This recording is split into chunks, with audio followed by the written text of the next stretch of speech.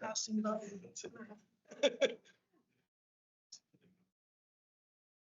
All right, well, welcome everyone. I'll declare the meeting open. Well, welcome to everyone in attendance and those watching at home. At this meeting, it's again.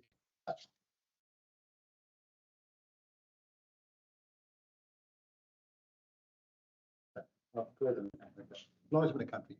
We acknowledge the traditional custodians of the land on which we live, work and play. Pay our respects to Dark Jane country and elders past and present.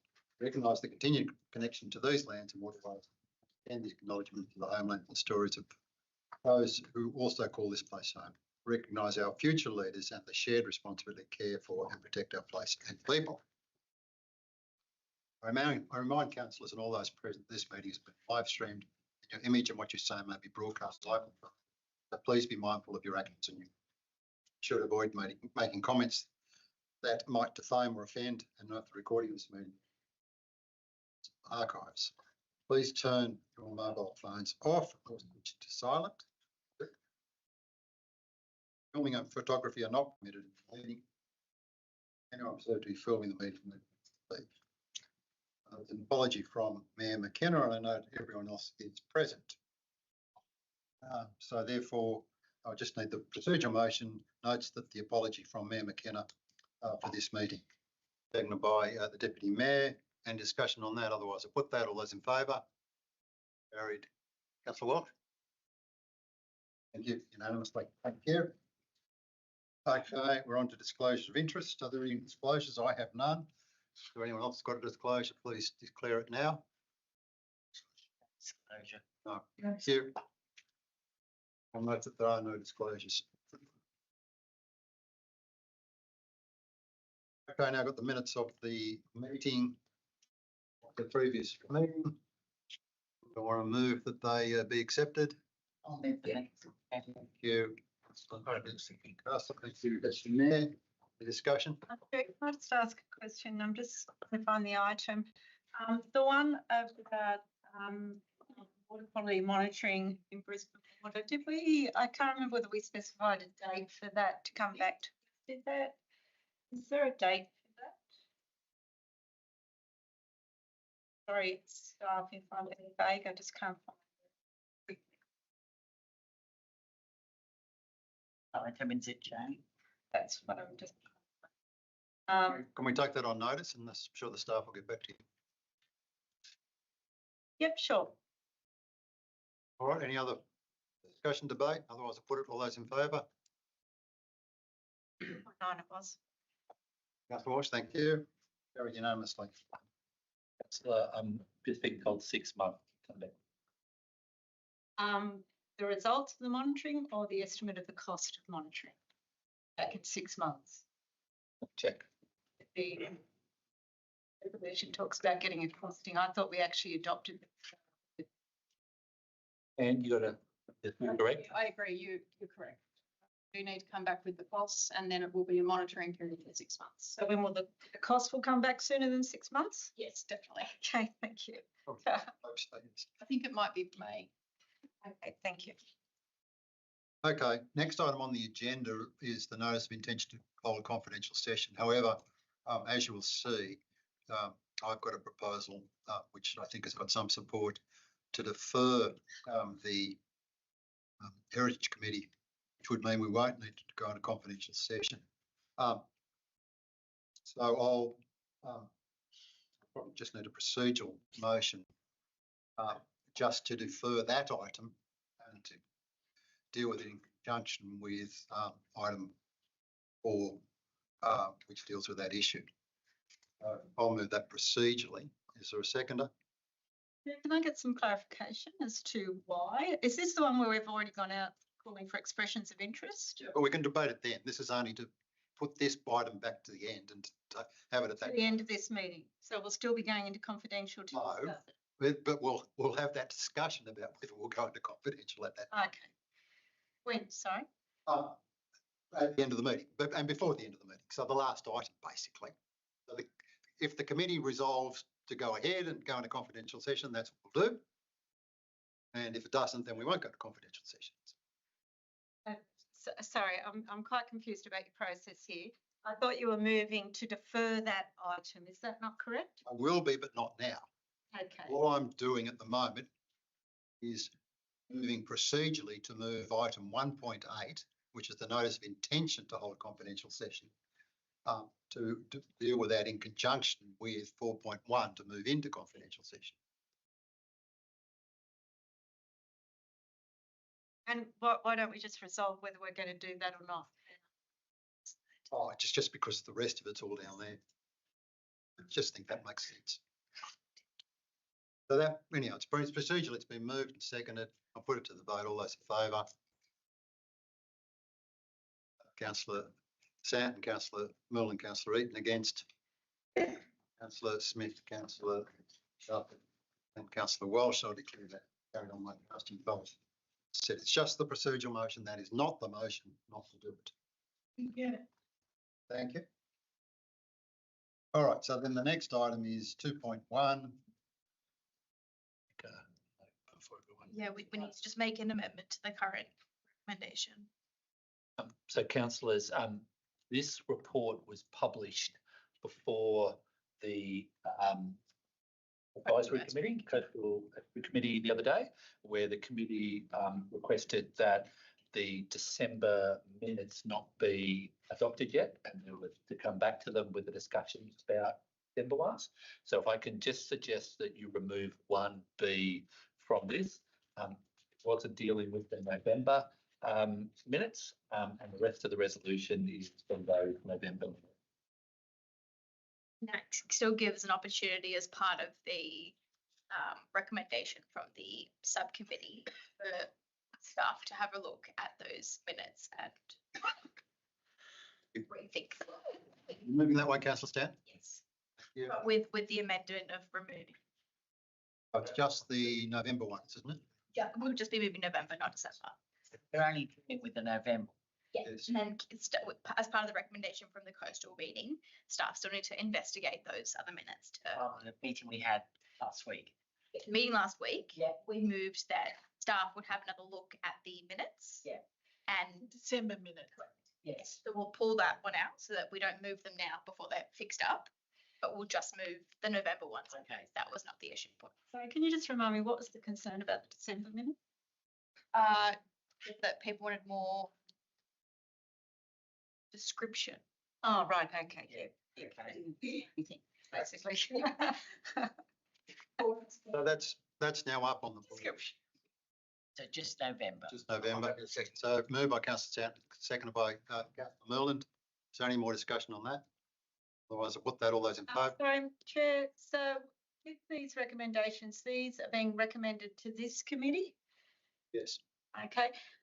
So are we just adopting those recommendations as is? My understanding. Could I suggest that the blue groups at Terrigal Haven, because we had a resolution go through council, I think at the last meeting about the signage to do with the grey nose sharks, that it would be appropriate for that to be a part of that process. So not rejecting that recommendation. I'm just saying that that we just amend it to request that the director include that as part of the consideration. And I realise that motion was to invite fisheries to do a whole lot of work, but as part of the consideration from the resolution, whatever number it was. If the mover would consider that. The actual recommendation, though, doesn't specify the blue gropers, even though that's in the heading.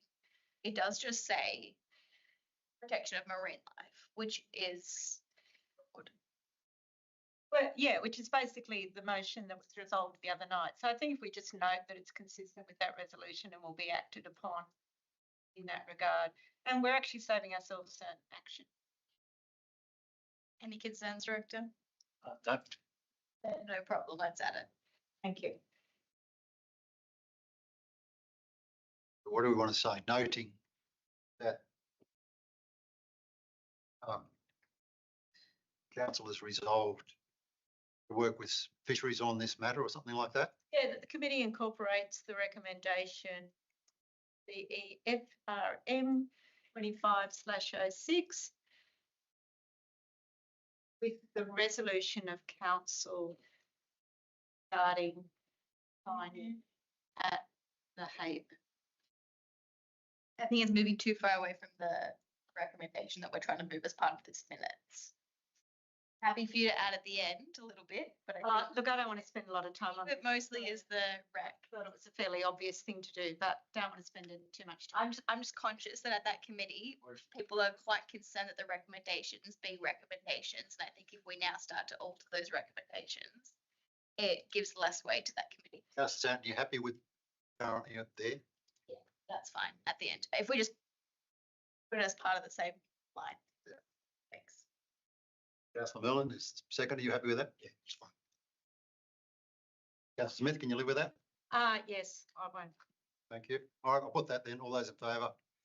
Carried unanimously. Thank you. And I did miss over I jumped over 1.7 in my haste to get going, which is the exception. I think there probably are a few matters we could deal with by exception tonight.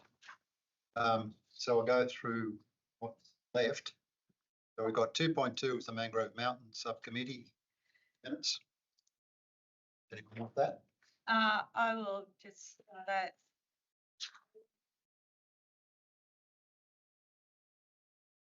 Starring that. Yeah, that's fine. Sorry, I'm just getting my butt looking at.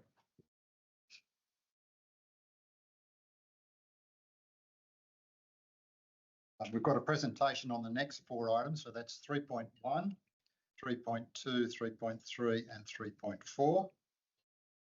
3.5, I kind of thought maybe we didn't need that one, but it's a matter for the committee. I'm worried about them, but You think it should just go through? oh, because this has just come back. It's already an existing policy. There's no real change, and it's come back off exhibition. But I mean, it's a matter for the committee. If you want to Councillor Walsh, that's fine. Yeah. Come back to it. The Gosford Library Heritage. I assume somebody wants that. Yes, please.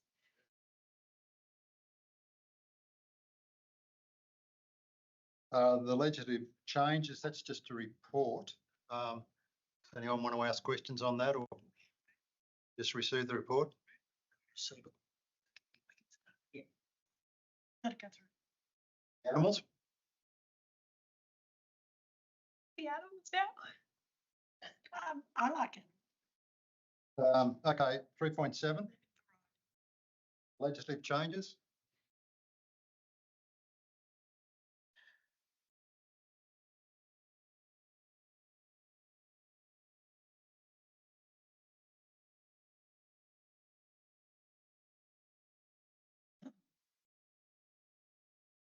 Chair, I would just, I don't particularly want to start for discussion, but I am concerned that the recommendations are just the committee notes. I think a standard recommendation should be that this committee recommends that council notes.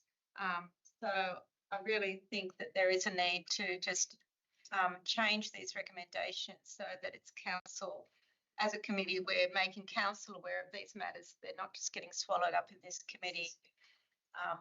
So It makes any difference because I think that's what the committee agrees to. I don't think it actually really goes to council, except as a part of the minutes. well, I think something substantial like that, even though it's just noting those changes, that it is something council should be aware of. And so star it. Yes. David, okay. All right. Next one, 3.8. I imagine Councillor Smith got that one. Yes, please. Open pole burning. I think we have got to do something with that. Put a proposed motion in respect of that in discussion with the director, so we can talk about that one. The new SEP that came through that came through your committee, didn't it? I'm not sure if we'll need that again, but part of the committee. Be lengthy presentation on that. Some of the few questions coming out that we need to get responses back from them. Does anyone want that?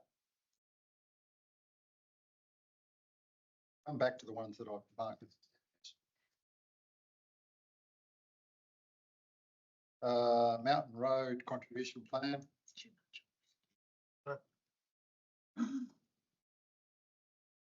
Those significant developments and major applications. Development assessment statistics.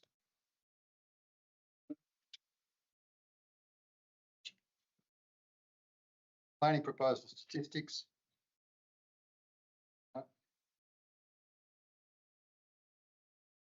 All right, so I've got as the except 3.5, the animals, 3.10, climate change step, 311 Mountain Road, 312 significant developments, 313 development assessment statistics, and 314 planning proposal statistics.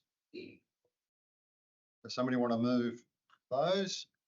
By Councillor Merlin, seconded by Councillor Stanton. I'll put that, all those in favour. Abstain. Okay, fine. So hang on, I'll put this. Councillor Stanton, Councillor Eaton, Councillor Merlin, Councillor Castle, Councillor Walsh. Against Councillor Smith, I declare a carry. Abstain.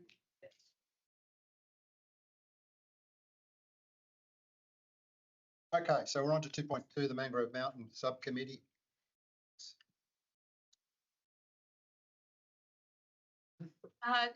So Chair, that was again just to change that. Committee recommends that Council receives and notes the minutes of the Mangrove Mountain Advisory Subcommittee held in December. So I will just move that way. If I have a seconder, I'll just make a very brief comment. I'm happy to second that. Yeah. So Chair, we've now had two committees. This is just the minutes of the first meeting. I will thank the staff and the committee members of that subcommittee for their attendance. That first meeting was very much just a backgrounding of the issues around Mangrove Mountain, in particular the issues surrounding the landfill site and the water quality issues that are currently within that catchment. So happy to just move that the committee recommends that Council notes this or receives those minutes. I think that committee will do some good work. So thank you. Okay. Councillor Castles, No, that's fine. I don't know. any other discussion? I'll put all those in favour. Carried unanimously. Okay, we've now got a presentation by Mr. Cheek on their AI system. Hi, everyone. Thank you for having me. Just going to share my screen here.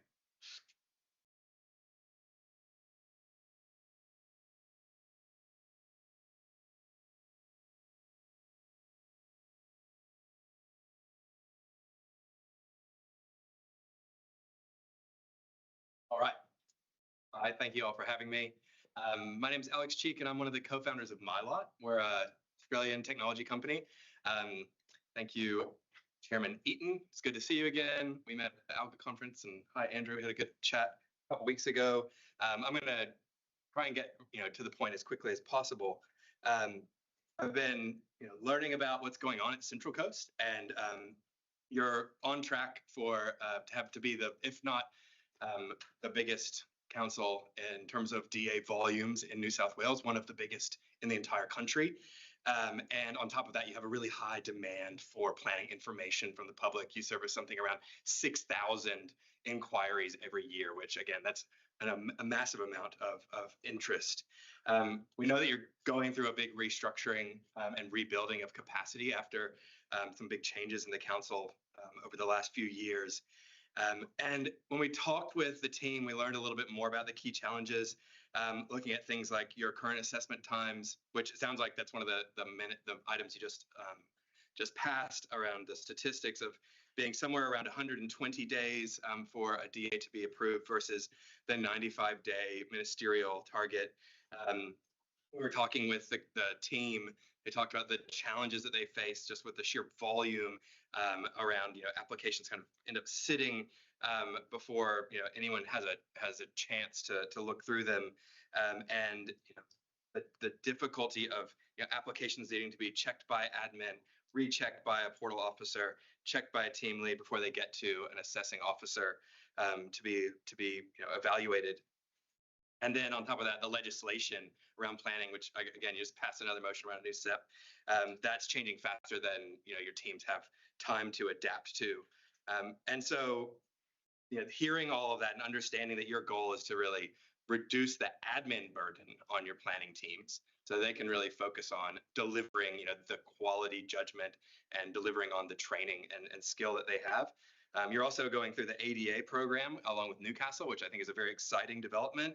And one of the big goals that you also mentioned was freeing up your planners from the inquiry load, just the number of phone calls and emails, so they can spend more time on assessment. Like all of that, and you're going to be going through this for the next hour and a half, it sounds like, is this feeling that planning complexity is going up, but the council's capacity to manage that is not necessarily growing to meet that at the same pace. The housing crisis, the environmental changes, things going on in lots of different parts of our lives mean that the space is ever more challenging. And we think that it's not really just about housing as the challenge per se, but it's about the capacity in the system and the complexity around it, and just the process overhead that sits above that. But then the challenge is, like you were saying before, what about the animals? Or are we just going to skip over those? And it's the same with planning. You can't just say, well, these rules are in the way, let's get rid of them, right? And so it's important to be able to process them really effectively without slowing everything down. And so that's why we think innovation in this space is so essential, and that's what we're really focused on at MyLot. We really believe that, I won't dwell on this one, I just said it, I think, but we don't think that planners are the bottleneck. We think a lot of it is this admin work that is at once a burden, but also that is what the system is. It's trying to balance all of these competing interests against each other and create, a process that is fair, that takes into consideration these competing interests, while being productive, driving the growth that we need, and just hopefully having planners spend less time on admin. So that's our vision at MyLot, is to simplify planning for everyone. We know we can't simplify it the easy way. We have to do it the hard way. So MyLot is really an intelligence layer that makes your existing process smarter. MyLot is not generic AI. It's not an automatic approval system. It's not, kind of the tool that will, automate your planners away. It's basically a tool that will present intelligence to your planners to help them cope with the admin that they have to deal with. So what we've built is basically 4 modules, and I know that you guys have, there's been challenges with AI in broader society, and that your own council has been through some of those issues. And what we've been building is something that we call the rapid assessment platform, that is basically looking at the life cycle of an application, going from the inquiry when somebody has a question about, can I do this? What can I do on my lot? Because the planning system is very complex. It helps them understand that in plain language. We then have projects that are working on application, to basically support someone to build a complete and compliant application. New South Wales, you guys have the planning portal, so we're not offering that in New South Wales right now. But then our other 2 key things are check and assess, and it's really going to be check that I want to talk to you all about today, because the goal of that is to instantly check the completeness and quality of an application before a planner ever opens it, because it's that burden of, is this thing complete? And if it's not, you have to send it back, and all this sort of back and forth that happens, that really slows down the process, because once the planner gets it, they are able to move quite quickly, but it's often the sending things back and forth that creates the delay. The challenge is that your admin person only has a certain amount of time to look at it. Your team leader only has a certain amount of time to look at it. And so then by the time it gets to the planner, 3 or 4 people have looked at it, but no one has yet done a full assessment and checked for every bit of information. So that's that's the product that we're bringing to market right now. I've really I've been talking with your team about that. Some of the key attributes of it is that we maintain it. So the challenge of IT that traditionally happens, where you have to maintain these complex systems, we maintain the system's access to the legislation, access to your policies, But then the AI actually reads the text of that and reasons through it without having to do as much complex maintenance. We link up to your live GIS data so that it's also kind of constantly up to date. And that makes it all much more, much quicker to implement because we don't have to build a complex rule set. But we realized we tried to build a complex rule set before AI came out. And we said, these rules are already written down in the planning scheme, in your policies. Let's have the AI read that. And if we manage it really well, we can make it very accurate. And that's what we've built. I won't go into this, but we've got our own planning team in-house. So we're not just a technology team. And the key product that I mentioned, this MyLot Check, the way that it effectively works, and this is the kind of thing that council can take on, is that it's going to take the entire text of your planning application, forms, drawings, reports, everything, and it's going to look through them to see, is there any information missing? The kind of thing that it would take an admin person or a planner weeks to read through every single word, and it just says, is there anything that's missing? Are there any conflicting bits of information? The planners in the room will know that it's almost impossible to get through an application without there being significant typographic errors, like where one report references one property and another specialist report references a completely different property. And this kind of thing could be something you could return much sooner in the process. I was at Penrith Council today, and one of the planners said, this is checking for things that I normally wouldn't even notice until 2 or 3 months into the process. And by then, it's almost too late to send something back.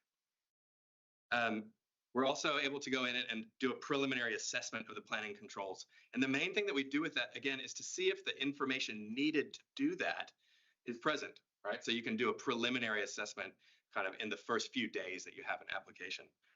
And then all of that goes back to the planner for their approval, for them to say, yes, this is what I want to send to the applicant. Yes, this is the kind of information that I want to approve, and I agree with this. It just saves them the trouble, kind of like spell check of having to notice all of these little details, in the giant stack of papers that they have.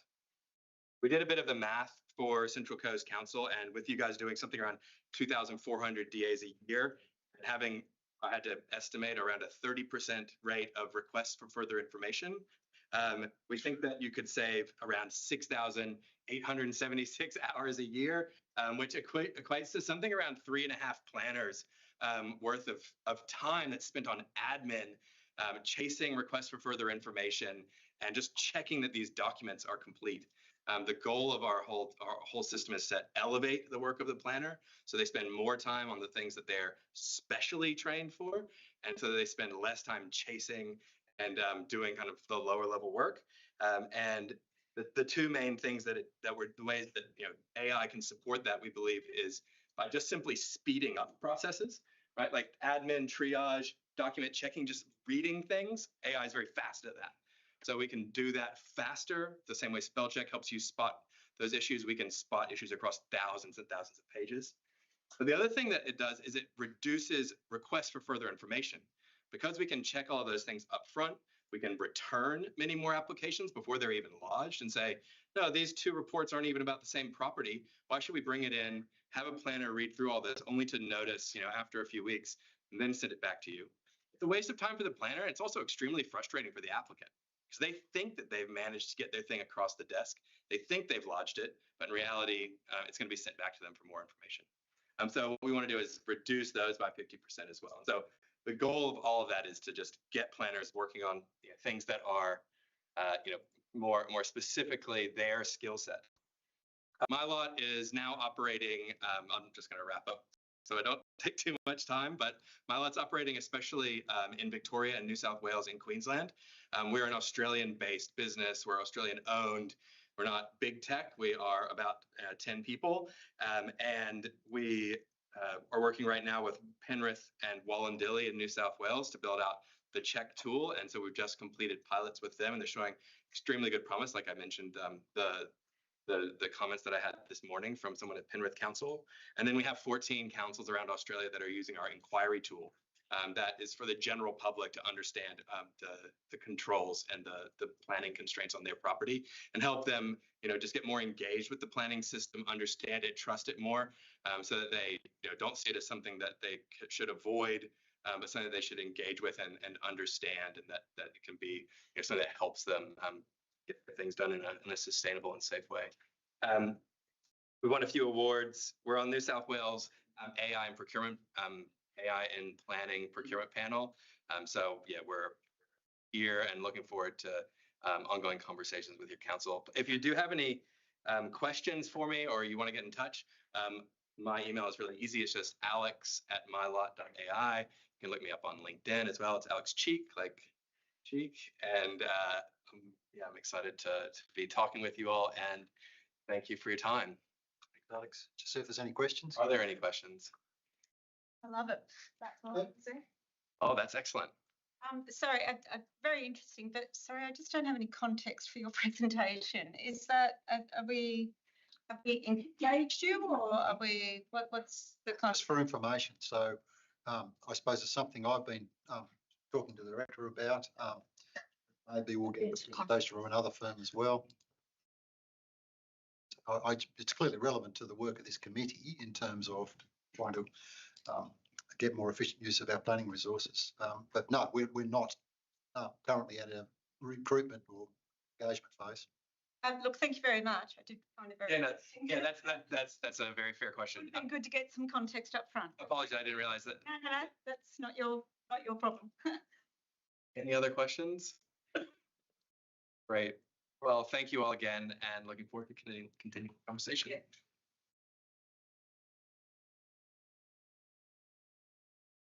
Okay, now we've got a presentation from Elizabeth York. So I'll get the director to introduce the background of this then. This is a presentation from the UDIA, and you've Elizabeth before, so I'll let her introduce everyone. But it's about a report that the UDIA do about infrastructure that's needed to support growth that they use to advocate to the state government particularly. So, Elizabeth.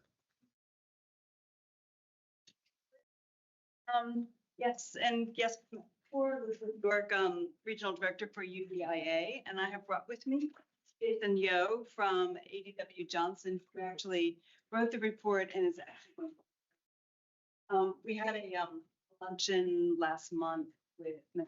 Atchison, the Growth Minister, and presented this chart. So the report, we call it our building blocks report. We've done several iterations of this. This is just an update to it. And what it seeks to do is identify the enabling infrastructure requirements for development proposals that are currently in the system. And that helps council understand what those infrastructure requirements are. And also importantly, it helps the government understand what those are so that we can try to direct resources to unlocking some of those as funding is determined. That becomes important through the Urban Development Program Committee that the Department of Planning puts together. You probably heard that they've also recently put out something called an Infrastructure Opportunity Plan. This is again trying to direct state investment resources toward structure. So this is our analysis of what's needed. So I'll hand over to Jason. Do you want me to run it?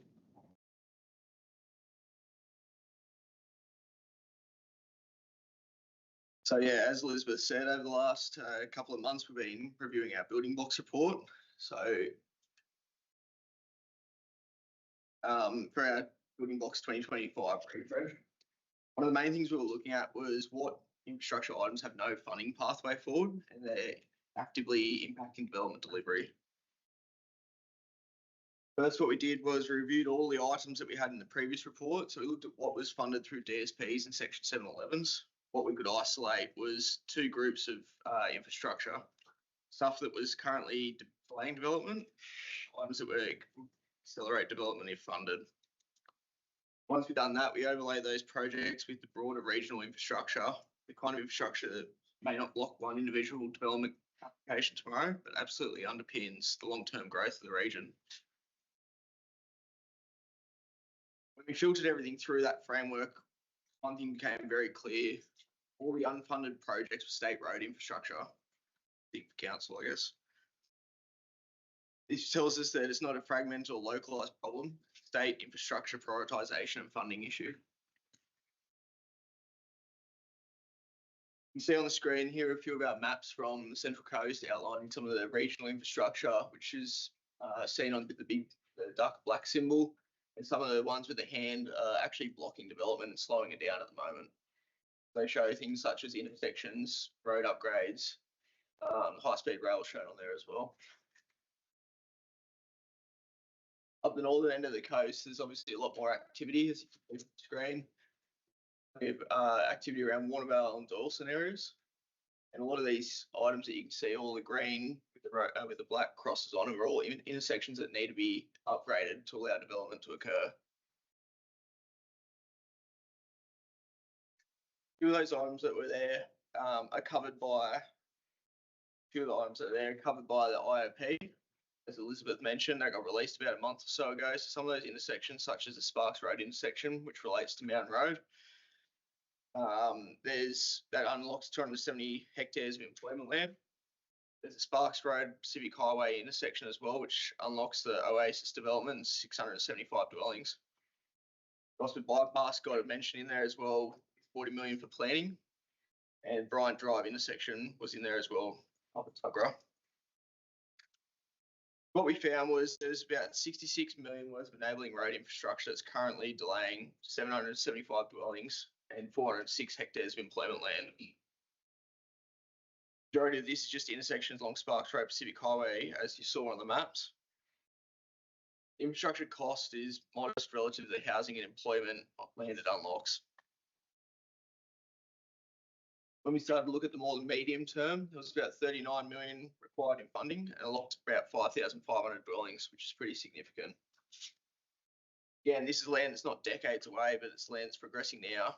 If we accelerate these projects, we might actually be able to meet our housing accord delivery targets. Again, primarily intersection upgrades, state-related infrastructure.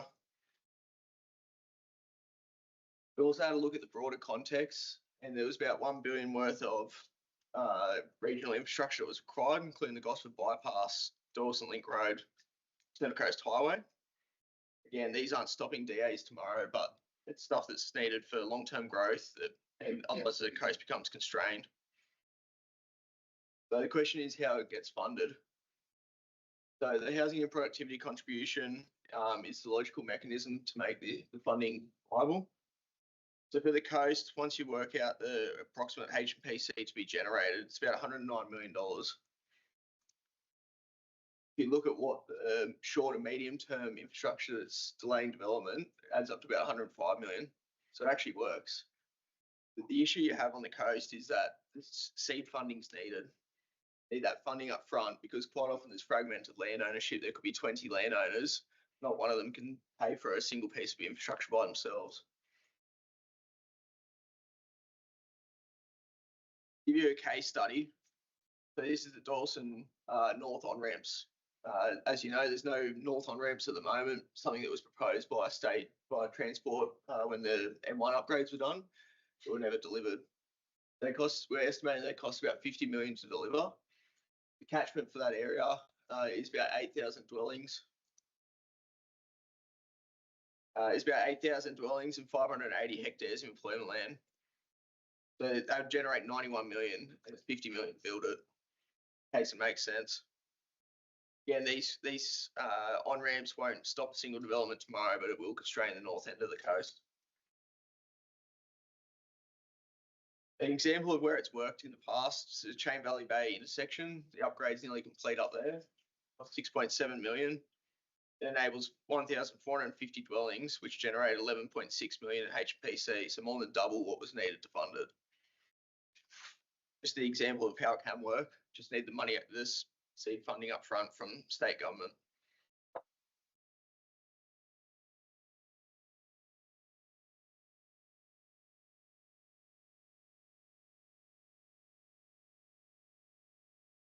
So yeah, the solution forward. So need to include all of the items in the IOP that was mentioned. We need to commit some targeted funding programs for rapid delivery and recoup the investment through HPC as the dwellings and employment land come online. As a summary, there's enough money there. The projects are there. Revenue exceeds the cost. The opportunity is clear. Just need the seed funding, prioritisation, and timely commitment by the state. Thanks. And I might just add just a final comment to that. This is actually a very unique situation here on the Central Coast. We've got some intersections that need funding. If they were to deliver and those developments were to deliver, they would generate state infrastructure contributions to housing for the region. That would actually exceed our estimate of how much it would cost to deliver those roads. That's really typically across the state, those state infrastructure needs are going to exceed the HMPC revenue that's generated. And that's a wicked problem that, the state's trying to deal with right now. But the key bit here is that you can't get the HMPC contribution until the development is done, right? So the state government treasury is unwilling to actually see them to get the ball. So that's a key advocacy point of UDIA, is to try to get some seed funding. And again, you can actually start to get some of this stuff developing, then you can start to collect the contributions that would pay for all of this stuff. And again, on the Central Coast, you guys have the best story that we've been able to identify across the state. So we would suggest it, again, a really great story to advocate to Transport and Treasury that this is the place to invest. Thanks, Elizabeth. Questions? Councillor Millen was first. Then Yeah, Councillor Smith. just a quick one. Thanks, Jason. During the launch, I know the minister was really interested in the presentation. To your point, Elizabeth, how do we advocate back to the state government about that seed funding? Because it stacks up. It makes a lot of sense. Is it just competition with the other regions, or we just need to work collectively a lot better to try to get that seed funding? Well, the primary obstacle is there is no seed funding. So the first thing that needs to happen is for Treasury to agree to seed fund this HMP. So everybody understands, housing and productivity contribution is collected in a region. It has to be spent in that region. Central Coast is a region. So it's collected here, has to be spent here. But Treasury thinks it's too risky to put that money up front, so they won't do that. So again, I was just going to say, through the UDP, Central Coast has its own urban development program. So council's a stakeholder in that. So at that committee meeting, that is the opportunity to say, we need this funded, we need that funded, here's our concerns, or what's needed. Yeah, and I also will say that HMPC funds roads, and mostly it funds roads, because that's what's needed. But it also can fund hospitals, and it can fund schools, and it can fund, open space and community infrastructure as well. And those are also needed to support, a growing community. So we've compared, sort of funding that could in the roads cost through other things you could spend HMPC. So probably would be their comeback to you. But, as we say, there's a lot to be gained with some seed funding. We'll continue to actively advocate to anybody who listens. But it's a matter of Treasury taking a new position on their policy. Dr. Smith. Thank you. I just saw that Gosford bypass was mentioned a couple of times. What's the current thinking on that? I didn't realise. Is there a plan at the moment, or is there there's 40 speculation? million funded from state government to plan out the route and do design of the route. So it's under design at the moment. But there's a route in mind. Which route? Yes. It was going out through. There's been a fair bit of speculation about different. I'm pretty sure it was going out through West Gosford and then cutting across to Lisarow, across the train line out at. Okay. I think that there is a transport website dedicated. There is, to yeah. it, so you could just jump on. Yeah. Okay. No, I will. I hadn't heard mentioned for a while, so that's interesting. Okay. Thank you. Quiet. Councillor Santon. Mentioned quite a few times that I think a lot of this hinges on state government contributing to this. What have you guys done so far to date to have those discussions with the state, and where do you see this fitting in with the relatively upcoming election? So what we have done is met with all of the members and our local members. But we just met probably 2 weeks ago. We went down and met with the office and presented this, and met with Minister Etchison and got it. The other thing is that the UDP committee, Central Coast UDP committee. Council's member of that. All the state agencies are members of that. UDIA also is a contributing member to that. If it ever came down to a vote, we don't vote, but we provide a lot of information. The Department of Planning loves our building blocks reports because it's real information about what's really required. So they tell us that it has been directly informing their infrastructure opportunities plan. It's not, there's several items that we've identified that are not on that IOP, and we've got a meeting set with them next week to sort of go through those additional items so they can understand this. But it's those mechanisms, so we're just, having active conversations. Questions? I've got one. So the IOP, this was just announced recently, I think, wasn't it? Does that mean it's definitely going to happen, or is it still like in the never, never? Opportunity. Mr. Chairman. What's really important around these IOP lists is that you're familiar with the concept of works in kind, right? So developer can deliver in lieu of making a contribution. And if you wanted to deliver one of these roads and get credit for that against your state infrastructure contribution, it has to be on that list in order to be eligible for works in kind. Shorthand way of saying it. There's a few little policy areas where you can maybe in the back end try to get it on, but it's really, the IOP is very important to have.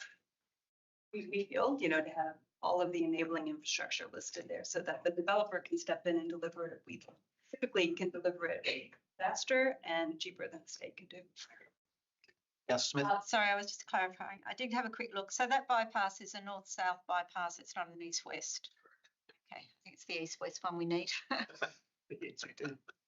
I think that might be a bit too hard. Well, yeah, that's why I was surprised when I thought that might be it. All right, any other questions? Oh, thank you. Thank you, Elizabeth. And Alex, you don't have to stay. We might be a while yet. You're welcome to. Let's leave a couple of my cards in case. Yeah, sure. Yeah. Thanks again. Okay. Okay. Yeah, I know. We're up to item 3.3, the draft local strategic planning statement. Mr. Director, you got to talk to us on that. But, yeah, we've got it's quite a large document. We thought I forgot to give you a quick summary of it. If you want to bump, Scott.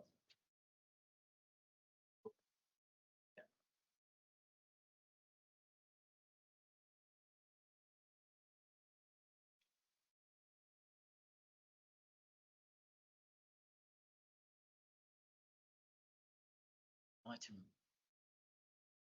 Great.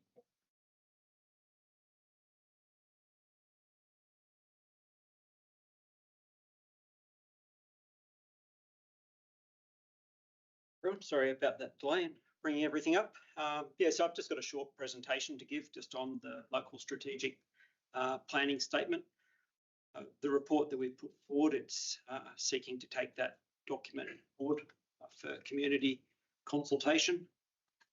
So we've been putting that document up past 12 months. You probably recall, I think we took it to council in May last year initially, and council requested that the Environment Planning Committee requested that we conduct council workshops. So those workshops were held last year, and we've taken a lot of that feedback on board. We've also made this document more map-based as well, which you'll see.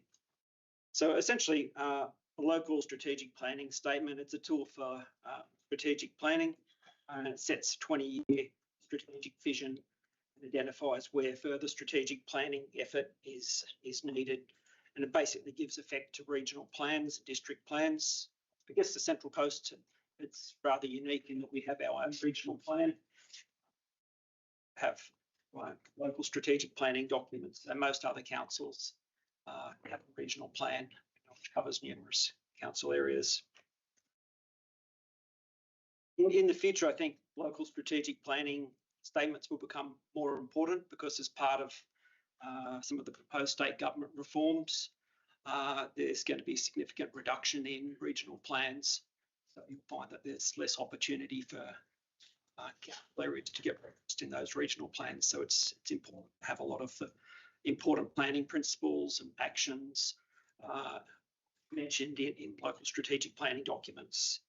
So the requirement to have a local strategic planning statement was introduced, and the state government, and they required all councils to have a local strategic planning statement in place by the 1st of July 2020. So on the 29th of June 2020, West Council adopted its first local strategic planning statement. Essentially, it was an interim document, and that was primarily due because of the COVID pandemic, and there were limited opportunities for community consultation. Under the legislation, there's a requirement to review an LSPS every 7 years. So essentially what an LSPS does, it establishes a strategic vision for an area, and essentially what this LSPS does, it seeks to reorientate growth to established centres and corridors, and it seeks to ensure that our planning practices and our new development areas are supported by good transport connections, urban amenities and services. The main components of the LSPS document, it includes a 20-year vision, and it also includes some strategic context in terms of the demographic makeup of the community, particular local insights and what our priorities need to be. It also aligns with the CSP as well, and it picks up a lot of those themes from the CSP document and picks up regional statements as well from the current regional plan. In our consultations with councillors too, we had very strong feedback that character was important, so we've made sure that there are specific place statements in place for every planning area in the LSPS as well. So that allows us to deal with a lot of the more fine-grained details within each of those planning districts. When you look at the LSPS too, we've also included a map at the different wards that apply to the Central Coast, which particular planning areas apply to each of those wards. I guess wards, they're constantly changing in terms of how they're mapped, but our planning areas or our planning districts are reasonably homogenous, and they reflect areas that are geographically similar. They have similar development issues. They have some socioeconomic similarities as well. Areas for distribution planning and other planning purposes. So in terms of what the actual document looks like, I've just included a sample map here. This just covers the planning area for the peninsula. So just to give you a bit of a feel for what it looks like, and there's maps available for each of the planning areas on the Central Coast, which look similar to this. But it also establishes a place vision for each of these areas as well. In terms of project timeline, just got a brief series of points to make here. So the LSPS that we were working on, it was informed by surveys and interviews and workshops that were done back in 2003, May 2024. We also picked up a lot of the ward-based consultation too that was done as part of the CSP process. So we took a lot of that input that we received from community members and worked that in to document. Probably recall both Luke, Shannon and myself were here last year in August and September. We ran the count of workshops, and we back on board and incorporated that into the LSPS. So essentially, this is the point we're at now. Reporting it, we're seeking to the community to get their views. We're proposing a 6-week exhibition period. There's also some drop-in sessions proposed with council staff will be available to take community feedback and answer questions. And there's also some other digital engagement as well be incorporated within the consultation process. So I guess once we've taken it, the exhibition phase, lots of communication back to the Environment Planning Committee for their views. So I guess essentially that's the gist of a short presentation on the LSPS. I'm happy to take any questions. Any questions? Councillor Smith? Thank you. I'm encouraged by the look of the LSPS. I think what has been missing in previous versions is some of that mapping that identifies some of those priorities. So thank you for that. Just a couple of questions. One about the character stuff. So as you know, former Gosford had pretty detailed character statements. I think they're still in place at the moment. Still as part of it. In the South, we still reference the character statements in one of the DCP chapters, so they still exist. So will they still be retained, or are they going to be replaced by this? Because this is a bit... They're not being changed. They still exist in the DCP, but I guess what we've got is some broad character statements that apply to each planning area across the Central Coast. So they could still sit underneath that. Yeah, it's still a DCP chapter. Okay, all right. Thank you. And then my only other question is about consultation going forward on this. I appreciate what you said about the drop-in sessions. I'd have to say for really, important documents that this is, and I think, in my view, for other councillors, the CSP and the LSPS are two of the most important documents for the council from the community's point of view. I just find that drop-in sessions don't explain what it's about. So I'm just wondering if there's room to have those, have more specific sessions that aren't just drop in with people walk in and don't necessarily know what they're consulting on. Is there any thought or any option to consider that? I know you're going to say it's a matter for us, but maybe the director, do you have any comment around that? What sort of things are you thinking of, Councillor Smith? Look, I think it needs a presentation, at a session. People can't just walk in a room and, yes, there might be nice things about put a pin on the things that you think are important, which is valid, but I think people need the context of why they're doing that, and walking in a room and being told it's a local strategic planning statement won't mean a lot to a lot of people. We could look at incorporating a session where people could come along to a more detailed presentation. Yeah. I don't know the detail how to do it yet, but we can work out something of how that would happen. That would be ward-based, place-based, Okay. along those lines. We could do one in the north and one in the south presentation for people that want to come, and then we could still do the drop-in session. Okay. Can I ask you to give some thought to that, and that be come back to us in some form, so that then we can argue more about it? Okay. Councillors. Yes, I'm interested. I'm not really sure who I should ask this to, but as and thank you for all the work on this, and it's been really interesting to read and get a bit of a grip on what the community is saying. But I notice, of course, that some of this relates to the specific wards, of which at the moment, as we know, we have 5 wards, we have 15 councillors. Obviously, with the referendum at the last local government elections, the community voted to reduce the number of wards and reduce the number of councillors. How, considering this isn't reviewed for, I think you said 7 years, how will this match in, assuming that is going to happen within, the next local government elections? Is it linkable? Yes, so they're not based on the wards at the moment. Yes.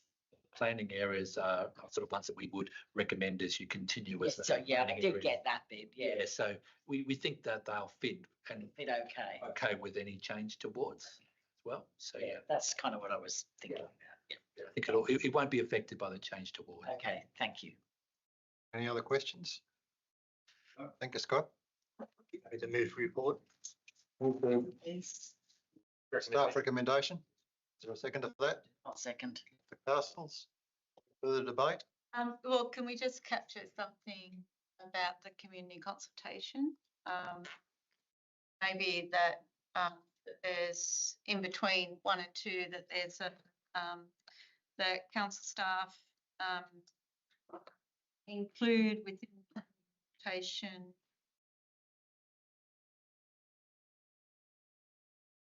or develop a community consult strategy. Director, you're good at teasing me.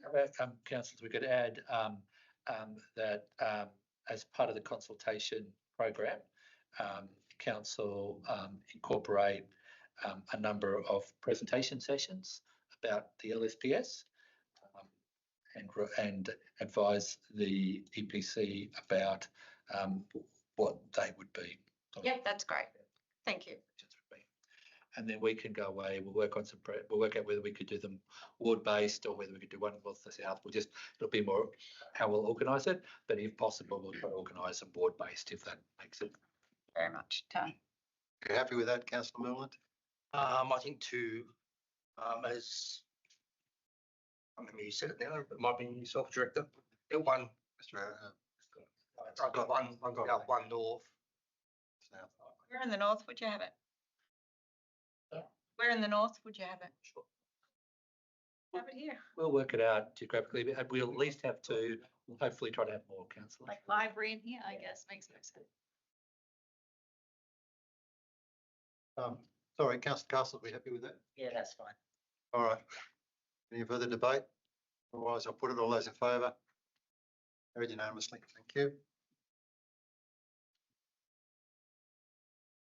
Okay, we're up to the Open Coast Coastal Management Program. Are you talking on this or just asking questions?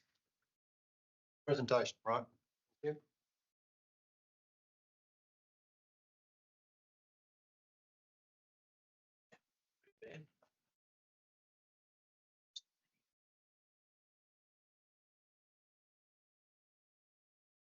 Good evening, thank you.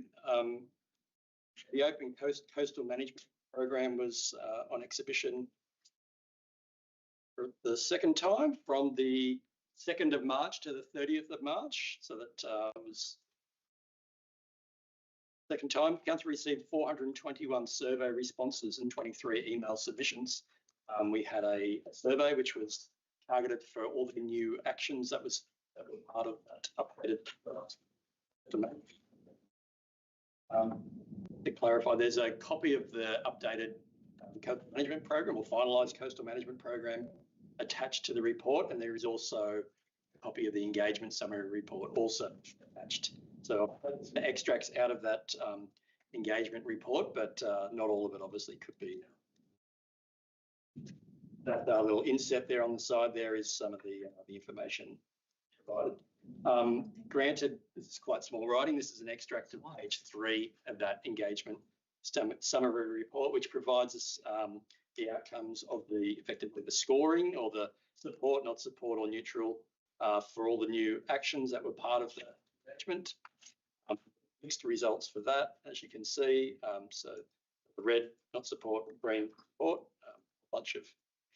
So in terms of the responses, there were targeted sort of common themes, I guess, and some responses that were provided as part of that. Some of those themes were opposition to seawalls and hard structures. In terms of a response to that, that obviously was heard during the first round, and a response was provided to that engagement summary 4, but that has been expanded to highlight that the CMP aims to balance environmental, social and economic factors. It includes a range of management options. The actions within the CMP have been chosen to address the current and future risks to natural, public and private assets as required by the Coastal Management Framework and specifically the Coastal Management Manual, and also specific feedback from government departments.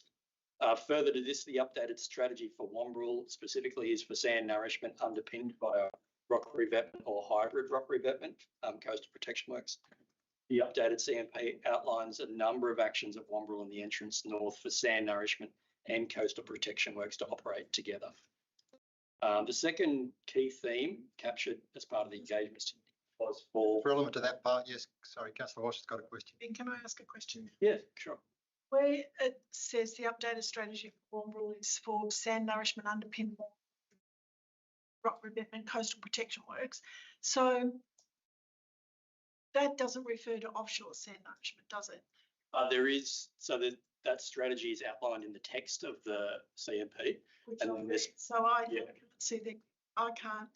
So sand nourishment is mentioned many times. Absolutely. Offshore sand nourishment is not specified as leading approach. I know there it is. It's just there's specifically actions in regards to offshore sand nourishment. There is an action there for investigating offshore sand nourishment sources. And So an option for investigating, correct. so that's in the CMP, an option for investigating, but not a commitment to that leading the full protection of the beach. That is, yeah, absolutely, yeah. If I can say, councillor, so there's two bits. One is that we've got work to do on getting approvals for offshore sand nourishment, and it proposes that what we're going to do for that is work with the state and federal government and seek grant funding later this year to actually do all those approvals and get that to the point we can make a decision on an offshore sand nourishment program. That would be one that would be we'd work with the state and federal government to get agreement on because of the scale needed. But then also you've got solutions for certain coastal erosion areas, and one's Wombrel, and those solutions include the sand nourishment with and that being underpinned by a rock revetment. So you see you've got the two elements of sand nourishment, but definitely the solution about the coastal erosion is actually about leading with the sand nourishment. There'd be some elements of local sand nourishment, there'd be some elements of moving sand in, and there'd also be offshore. So there's a number of ways you could potentially get sand into the system. Thank you. I'll have other questions. Thanks, Ben. That's okay, yeah. So that brings us to the second thing, which was support for sand nourishment. The updated CMP outlines an increased investment into investigating offshore sand nourishment sources. There are also additional sand nourishment actions specifically for Wombrel and the entrance north as well. Added CMP. Support for coastal protection by buried revetment was another key theme. The updated strategy outlined is for sand nourishment underpinned by rock revetment. So the CMP outlines a number of actions from the entrance north for that to operate together. The fourth theme was lagoon flooding and environment. So that was another one. This was a common theme that was also received during the first round of consultation.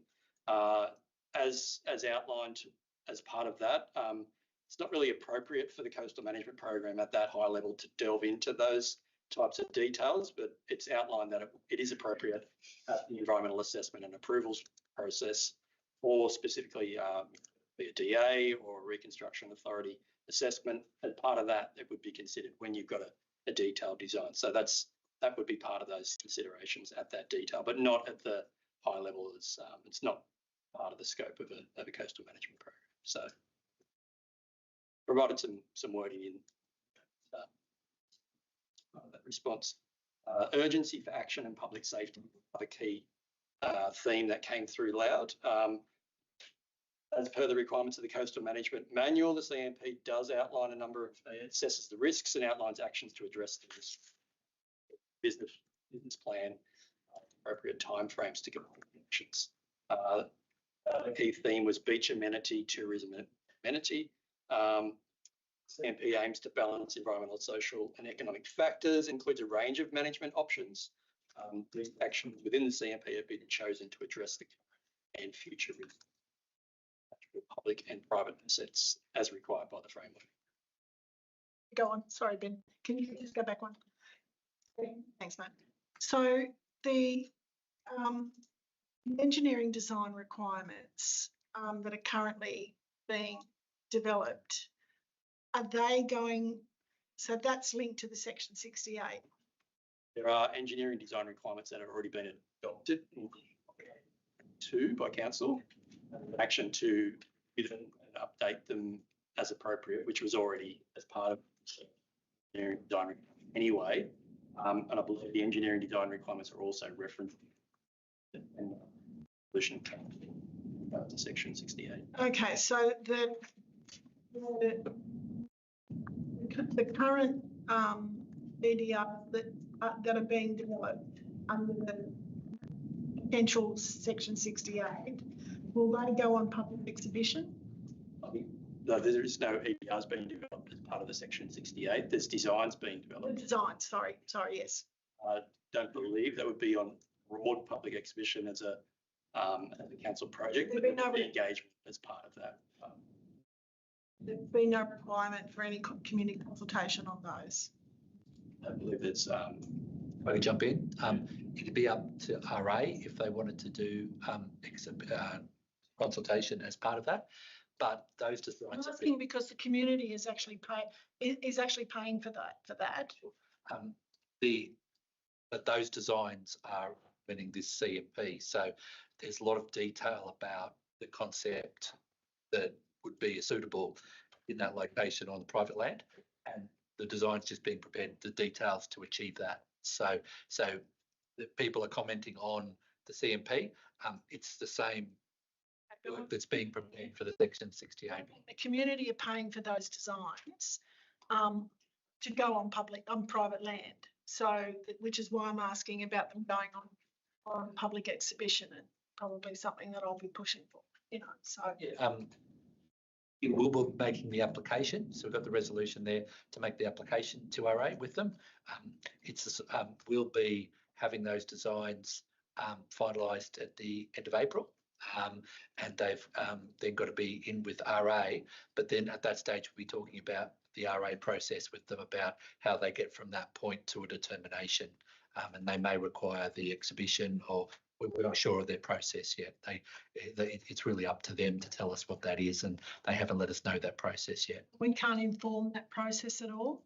We're working with them at the moment in their reviewing draft designs and going with us on what the application would be, but they haven't let us know whether they want to go on exhibition yet. But that's something we could find out before we launch it. I'd be interested in an amendment to that, yes. Keep going, Ben. You. Sure. So another common theme was private versus public interested funding. In terms of the response to that, the business plan outlines both public costs and private costs in there. And to clarify, there are no council or public funds proposed as part of the coastal protection works. They separate in the business plan. Council and government criticism, and obviously it's acknowledged that addressing coastal hazards has been a challenging task for all levels of government and the community. The CMP aims to outline actions to address these hazards. So in summary of the changes to the exhibition draft, the CMP has been updated to reflect community and stakeholder submissions, expanded wording for offshore sand nourishment action as a key coastal management response, improved articulation of the management actions at high risk locations at the entrance north and Wamberal. The business plan cost estimates have been updated following a review by council staff and the consultant, and references have been made to the New South Wales Crown Land Coastal Guideline as requested by Crown Land. In what does the post-exhibition CMP mean for these key locations? For Wamberal, a priority erosion risk location that is requiring active management, sand nourishment as a primary response, structural measures with floating revetment varied most of the time. CMP supports progression to approval delivery subject to funding consents, and the entrance north, sand nourishment identified as a lead response, support for dune management, asset protection and monitoring, and a focus on protecting public and private landed assets at risk. Sorry to dominate a bit, but I'm just going to just love the way those words have been used to cover stuff. Can I just ask, I meant to ask before you moved on to this bit, Ben, when did the concept of hybrid come in? Hybrid. I just haven't heard it referred to that way at all, ever before, anywhere. When did it come about? I think it's a fairly common term in coastal management or coastal engineering, a mixture of different types of seawalls or different types of revetments or different types of treatments, rather than just one. There's a combination to try and fit. It's kind of explained in that way, though, is it? Okay. Yeah, it's granted. It's not explained in that way. And when we're saying sand nourishment, you're saying for Wamberal Beach and for the entrance north, sand nourishment as a primary response for Wamberal Beach as a lead response in the entrance north, but we're not. So we're talking offshore sand nourishment. Yes, Why don't we say that? Why are we saying? Why are we saying offshore sand nourishment as a lead response? But not just offshore sand nourishment. So obviously at the entrance where you sand from the entrance compartment, the entrance channel and the shoals, and using that. Absolutely, yeah, absolutely. And so it's all sand nourishment. It's not just offshore, but there's obviously specific actions for offshore, but there are other actions for obtaining sand from other sources as well. Council, it's just broader. We're not trying to hide anything. It's just broader than just offshore. There's a few different sources. Well, we'll find out. We're not, Councillor. So can I ask, and I want to thank you for all the work you guys have done on this. You know, we seen eye to eye. I've been a little bit vocal about some of this stuff, not as much as maybe some others, but I certainly get approached by plenty in my community about Wamberal, and I know that effectively it's in the entrance ward, but you know, you can't go down to Terrigal hardly ever without, and once people know who you are, they ask about it and they ring and they send you emails and that. So certainly I'm being asked,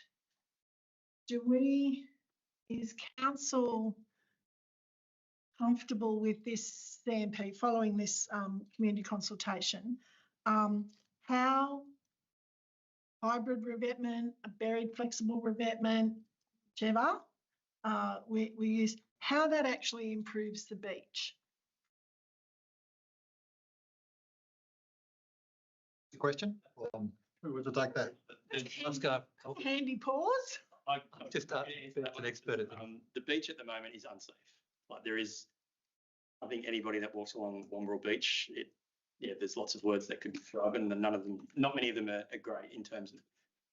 There's a lot that needs to be done there, I think, and it's far from ideal in terms of the number of assets at risk and the aesthetics of the beach itself as well. I think it's far from ideal. So the CMP aims to try and improve significantly the safety, the amenity, the aesthetics, and obviously putting measures to address both the current and the future risks, because not going away.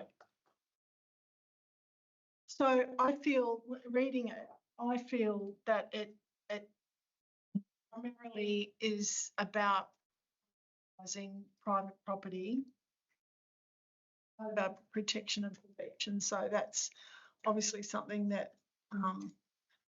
Councillor Walsh, I think you're getting more into debate than questions with that. I've got plenty of questions here, but I figured they were going to take too long because I wrote about 12. So that was going to be a question. Like, is this a CMP that's more about private property protection than beach protection? No, Councillor, it isn't. It's about making sure we get sand on Wamberal Beach and that it's safe and that we don't have houses falling into the water. So we want to do both. It doesn't prioritise one or the other. We want to have lots of sand on the beach, high amenity for people to use it, and we want to make sure that the risk for houses is managed as well in extreme storm events. So we think the balance does both those things, but we wouldn't characterise it at all as prioritising the private properties. Okay. So obviously I can ask these questions between now and the next council meeting, and I can ask them at the council meeting as well. But so are we, one of my probably biggest discomforts is I feel that the community voice has still been essentially at least overlooked, ignored. I'll raise my question about how you weighted community concerns over private property protection and environmental impacts, and how you weighted that, given that many responses, which is pretty decent number of responses. Would have been better, but it was pretty decent. How did you come to a decision in terms of the words that went into the document that indicate how council, which direction you want council to go in? How did you weight that? How did you measure them against each other?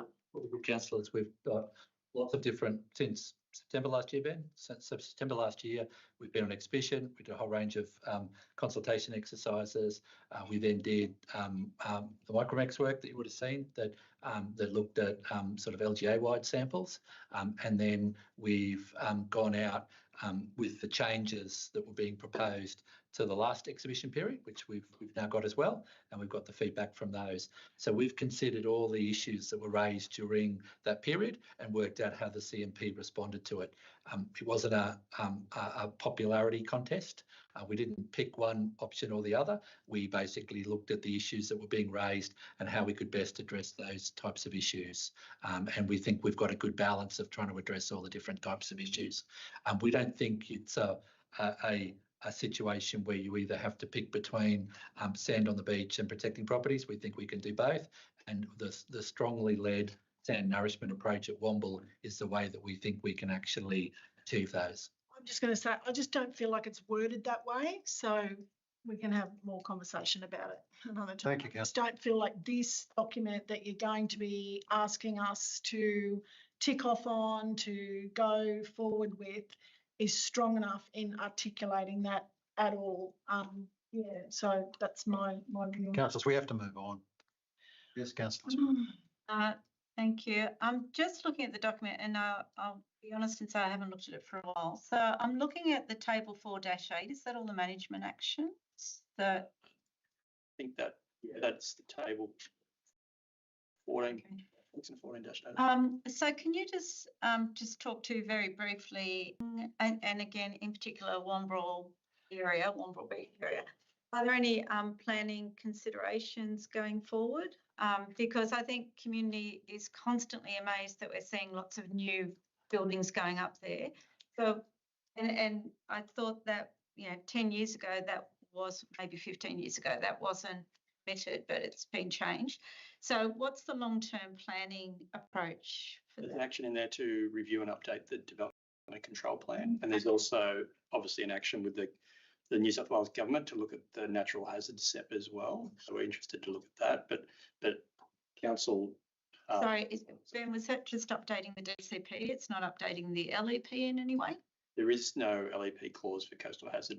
Okay, but the LEP, isn't that the appropriate mechanism that permits or doesn't permit or imposes binding limitations? Oh, there's there's a chapter in the development control plan at the moment, specifically on coastal hazards, that talks to requirements for coastal engineering, the setting back, there's building lines within that, hazard lines. There's quite a lot of information in regards to Okay. that level. And the long-term retreat options, is it only talking about government-owned plots, or is it? There's an action in that generally looks at adaptation pathways for longer term and working with the New South Wales government. So it's granted that is an action in their state disaster mitigation plan. And so there's an action in there for council to start working more on that and looking at the adaptation pathways. Sorry, I got lost there. What would they actually be doing? What would council actually be doing if they were looking at those adaptation pathways in terms of a long-term retreat option? Working with the Reconstruction Authority on their specific action in their state disaster mitigation plan. So they've got an action in there to look at places like Lismore, buybacks, and how might that work on a statewide basis, and to look at that and how that might apply to other areas that are at risk, a whole range of hazards. So council would look at that, but there's more discussion in the CMP, but there's a number of public assets that are at risk and will be increasingly at risk over time, whether that be surf clubs, sewer pump stations, water mains, roads, etc. So are there, sorry, I will sort of move away from this, but are there any consideration or knowledge or awareness of any innovative strategies that do look at that long-term retreat option in terms of what that might look like through voluntary programs? Are we aware of anything, or is there anything that exists? Do we know? In a coastal environment, not the Lismore flooding. One council that I know about is at the north. They're looking at that, but it's very different in terms of the amount of development that's at risk on the Central Coast versus the Mid Coast that are looking at. I'm talking about a 100-year strategy. I'm not talking about a 5-year strategy. So is the action in the plan a strong enough action in terms of investigating that? Looking at opportunities. Okay, so we will see some progress if that in the plan. Okay, we'll go with that. I will just share, just an aside, we do coastal management with Year 10 students, probably a couple of thousands every year sit on Wombrel Beach and go, what the hell? What's going on here and why are we doing it? But anyway, that's just an aside. Thank you. Councillor Smith. Any further questions? Thank you, Ben. The recommendation is on the screen. Is there a mover for the recommendation? Merlin moving it. I'll second it.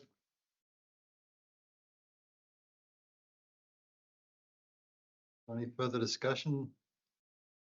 No, I know it'll come back up to the council meeting. Sorry, can I just have a look at that? So can we just make it that the committee recommends that council notes the outcomes and that council considers adoption? Because I think there will be a lively debate and I look forward to that lively debate.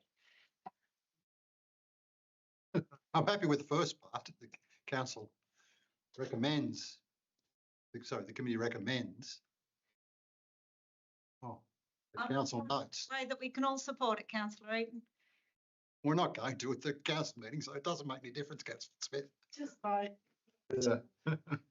Yeah, have it as is. It's all right. We moved and seconded. I'll put it all those in favour. Councillor Atton, Councillor Eaton, Councillor Nerland, against Councillor Smith, Councillor Castles, Councillor Welch. I declare it carried on my casting vote. I'll abstain. It's to be different. Gosh.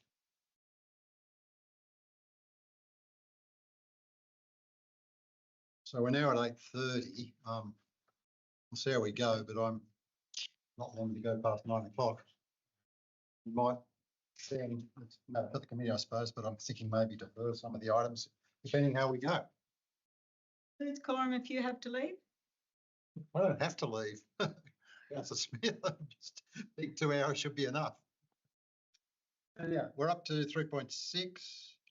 I'd like to move recommend. Library. Yep, I don't think there should be any real position on this. Second. Moved by Councillor Castles, second by Councillor Merland. Any discussion? No, I'll put it. All right, all those in favour? Carried unanimously. There we go. Yay. Hey, yeah. Hey. Karen. Next one is 3.7. I think Councillor, no, who wanted this? Our review of legislative funds. No, we Doing next. legislative councils changes. Somebody wanted this. No, we didn't. No, somebody wanted to discuss this. I might have started, but I'm happy to just let it go through. Moved by Councillor Smith, Time. Yes. seconded by Councillor Merland. Any further discussion? I'll put it all those in favour. Carried unanimously. Councillor Smith. 3.8, yes, this one's Councillor Smith's. Oh, which was 3.8. Environmental policy. Response to your notice of motion.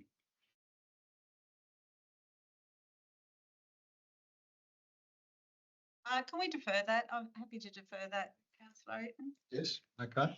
Defer the next meeting. Yes, please. Moved by Councillor Smith, second by Councillor Merland. Any opposition? I'll put that all those in favour. Carried.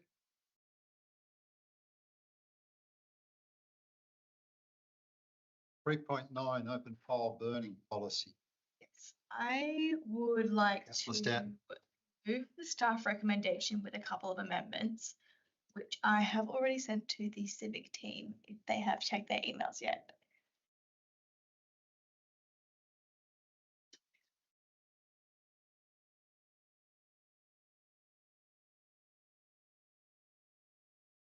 Oops, it is. I think it's there, isn't it, Councillor Stanton? Oh, I No, think, that's the staff recommendation, but I'll just talk to it quickly as I they. think this, yeah, this There's just a third part to be added to it, and some amendments to number 2. So the third part is what Councillor Eden sent around, slightly amended, just to say that the council note the formal policy will remain in force pending any approval of a new policy. But as part of number 2, I have tweaked the ending of it so that in addition to getting more information about the community concerns for smoke nuisance, and restricting burn hours, I'd also like to get some more information about the effect on smoke disbursement if burning was to be limited to daylight hours during winter months in valley locations. And this is something that the entrance ward councillors have been speaking to residents about over the past year. And I think at the point that it was at recently, as it's come through the different pathways of this committee and council, it wasn't necessarily the right time, but as part of this particular recommendation requesting more information, it seems a timely response to also request information about the potential, if we're going to be potentially looking at hours, also looking at the daylight and the nighttime effects. And then we can make an informed decision after we get that information back. So it's up there now. Is there a seconder? It's been moved by Councillor Stanton, seconded by Councillor Castles. Is that right? Yep. Yeah. Any further discussion on it? I've got a question, Chair. If I may, I didn't think the report actually answered my question at the last meeting. I note that the report says that under the EO Act, various things, but again, what the clarification I'm seeking is that if the council doesn't have an open pole burning policy, it was my understanding, at least previously, that meant RFS had to go out and issue a permit. Has that changed, or is that still the case? Yeah. So the Clean Air Reg sets out the fact that council needs to have an approval pathway for us to have that exemption under the regulation to allow open pole burning. So without our policy that sets out our approval pathway, then we don't have that ability to have that exemption. Okay, but if we don't have the exemption, then it falls to RFS to issue the permits. My understanding is that no, there's no pole burning at all. But I have to Could we just get legal advice on that. But yeah, could I get reading of the reg did say that there's no approval pathway, so they can't do it. Sorry, If there's no approval pathway by council, there's no exemption. So that applies to council, it doesn't apply to RFS. Yeah, they can still get a permit from RFS, but they're not allowed to burn under the Power Act. So they've got to have that permission under both pieces of legislation. Sorry, do you mind if we just ask for legal to confirm that?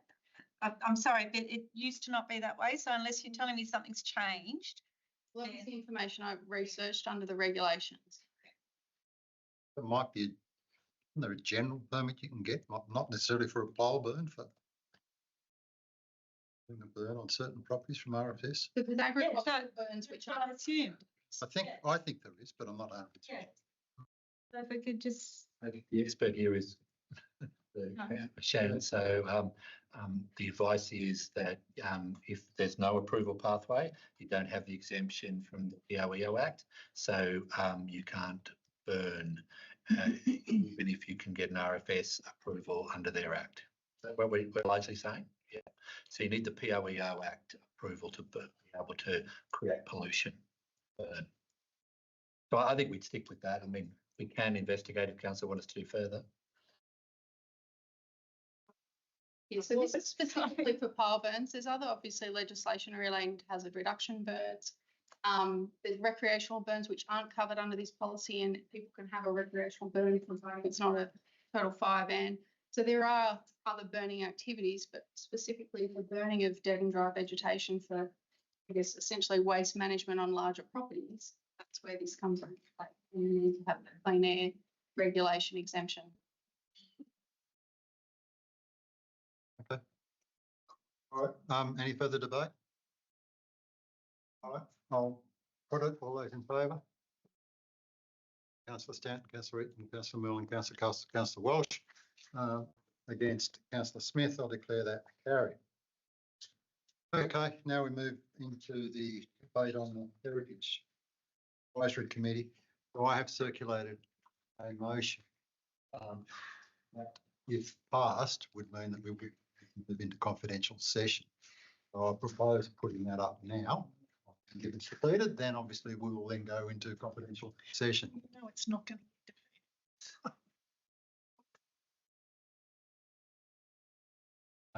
Is that it? No. Okay, yeah, that's it. So is there a seconder for that? Just ask a question first, Chair. Where did this sort of idea of asking is on advice from staff? I'm just wondering. No, asking for advice from staff. It's not something. It's not a staff recommendation. Staff suggestion. So that you haven't. That conversation hasn't been had yet. No. Is that what you're saying? Can we just go back over just very briefly, how did we get to this point of considering this Heritage Committee? Because surely this would have come up to this point, before we advertised and invited people to submit expressions of interest. If there's a second, I can speak to. Yeah, thank you, Councillor. So the reason I'm putting this up is basically because of changed circumstances. At the time the council decided that it would set up this committee, we weren't in such financial constraints as we are now. Advice that I have that I want checked is that this would cost something like $200,000 for the term of the council. And I'm also concerned by, as I think everyone is, by the costs that this council is now facing as a result of the war. Many of our inputs going up. Suggestion concerned at the last meeting when I tried to get council to have a workshop about that. Concerned? But it came up to council in December. So it was this committee in December, and then it came to council in January. No, I'm talking about the war, the impact of the war. You guys weren't. I was. You didn't support my motion. Well, I don't remember which one it was, but Councillor Smith, I sort of support your motions. So that's what's driving it. And Councillor Miller might like to further extrapolate. I mean, the other problem is that doing anything much more would need a rescission motion. Obviously, there's no rescission motion before the council because, as I said, it was endorsed effectively by council at the January council meeting. So obviously 3 months lapsed in terms of changing that resolution. So I think there's a view that there is another version of consulting with the community on heritage that will be more cost effective. Yeah, potentially. Look, I haven't done any research into it, but with the cost of the committees. You say you haven't done any research into it? Into a potential alternative, but an alternative could be a heritage task force where they meet as needed to look at the registers, assess heritage issues where they come up on demand, instead of having a full-time committee set up. If we're looking at reducing cost of committees moving forward, it's just an alternative. It may be worth exploring. I haven't seen the cost of the committee. If it is $200,000 over the next 2 years, that is a lot of money. Maybe, I guess one of the things is if we're saying there are issues just generally with the cost of committees, then I would have thought that that a way, if there is to be a way forward on this, that it would be appropriate to review the cost of all committees, including the subcommittees, because it seems to me singling out the heritage, which we've, as Councillor Smith says, which has gone out for expressions of interest, I think, and quite a substantial number of people, I can't remember what's confidential or not, quite a substantial number of people, and it is quite significant, have put in, an expression of interest. It's a really bad look in terms of, faith with the community and that sort of thing. I can see what you're saying, Councillor Eden and Councillor Milner, but I just think this is a very short-sighted move. I just don't support it. Councillors, I'd like to move an amendment. Just to clarify, just really quickly before that, I'm wrong, and please correct me if that is the case. I don't know if there really are other subcommittees. So we've got the advisory committees. The coastal committee is a subcommittee, but it's a legislatively required subcommittee that has to exist.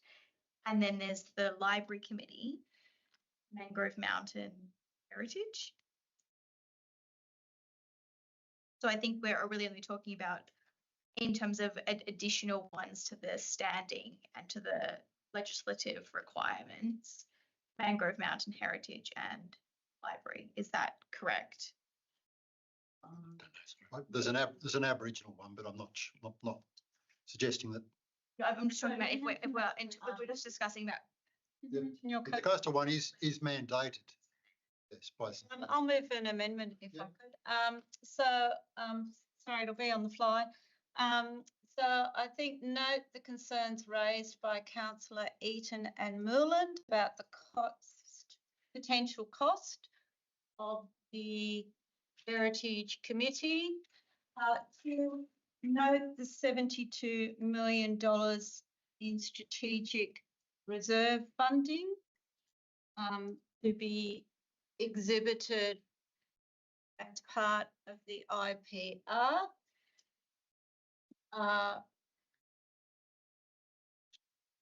Part C, proceed with the consideration of the Heritage Committee. And Part D, request the CEO to review all committees to reduce costs.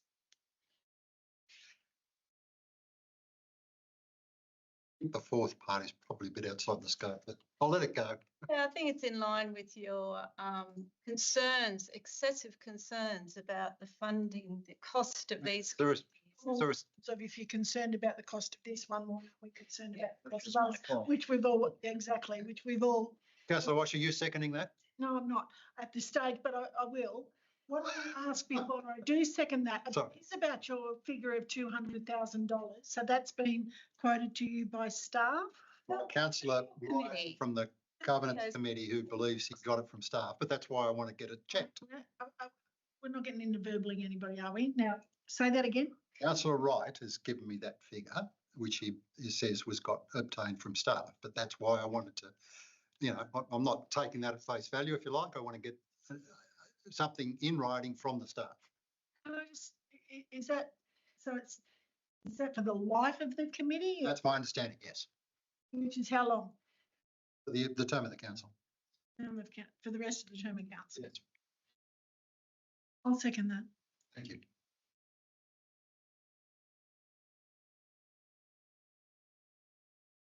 Before we vote, Mr. Chair, can I just clarify?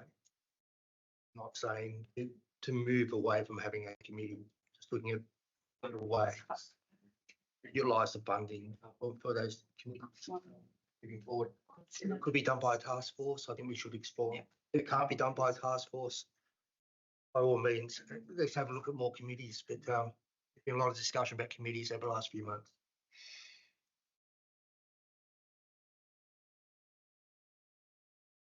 This feels like it's another example of, we had a very successful workshop around this with fantastic community involvement, and we've led this community to believe that we're going to essentially support what they are, what they were asking us to do, and now we come in just when we're about to get ready to, cement things in, and we go, oh, hang on.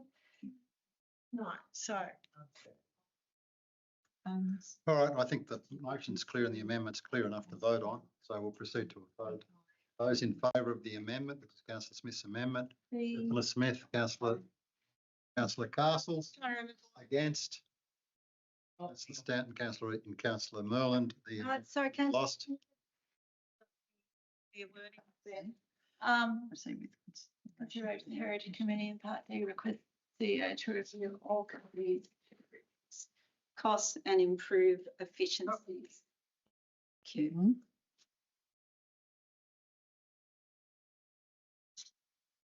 Councillor, this is one you have to declare on, is it? Worried about that heritage building.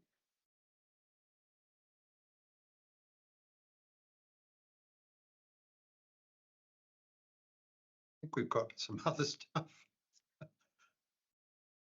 Okay. All right. Well, that was lost. So I'll now put the motion. All those in favour? Councillor Stanton, Councillor Merlin, Councillor Eaton, against Councillor Smith, Councillor Walsh, Councillor Castles. I declare the motion carried. Don't need to move into confidential session. Councillors, I did give some notice that I wanted to try and move an urgency motion. I promised Mr Hock I would say that. Sorry, Councillor, can I just check that that motion is a recommendation to council? Yes, it is. Yeah.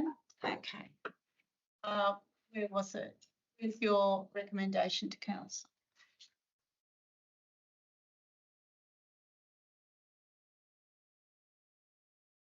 Everybody's recommendation to council, so it's not. Oh, no. We're going down that path. I agree with you, Councillor Smith. That's what it's got to be. Yeah.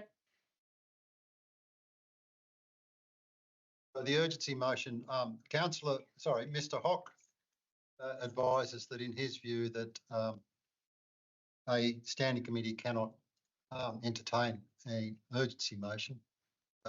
That's not my view, but it's a matter for the committee.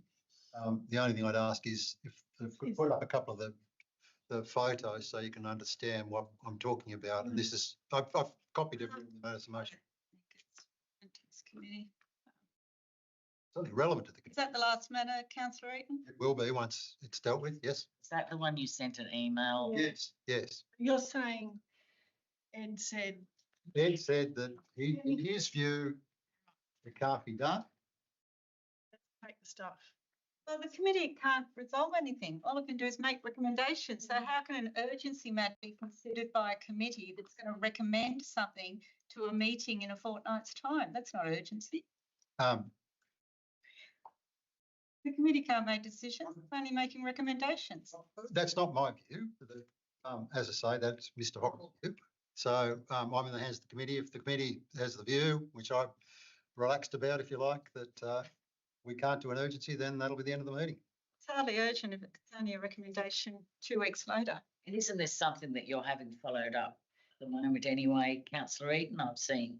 Yes. You know, so I mean, Yes. that in itself indicates to me that action Yes. taken. So I don't really Action is being understand taken. why you would beg and say it's urgent when action's already being taken along. Effectively, it's a way of getting general business on the agenda. I'll withdraw the urgency. Thank you. There are some. I'll send you all the photos, which are quite disturbing. Look, I'm not disputing what you're saying. It's more that I just, So that will done. then declare the meeting closed at 8:49. My threat to defer things worked.